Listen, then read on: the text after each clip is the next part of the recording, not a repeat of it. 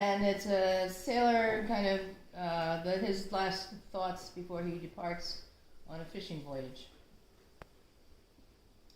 And you can tell who he's singing to. My dear, I fear I must be gone. The sun is on the horizon. So I go to do what I would not tarry here to stay. You cling to me so tenderly, but lass, there's no denying that the night just past could never last, just smolder into day.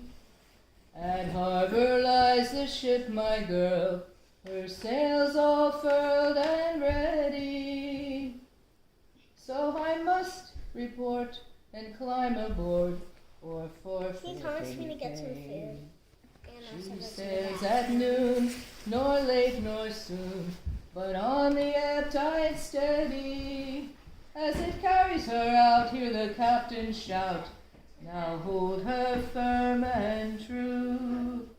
And when the lads unfurl the sails to catch the winds of evening, it's a hey-de-ho to the devil below, sure in cocky chance the crew.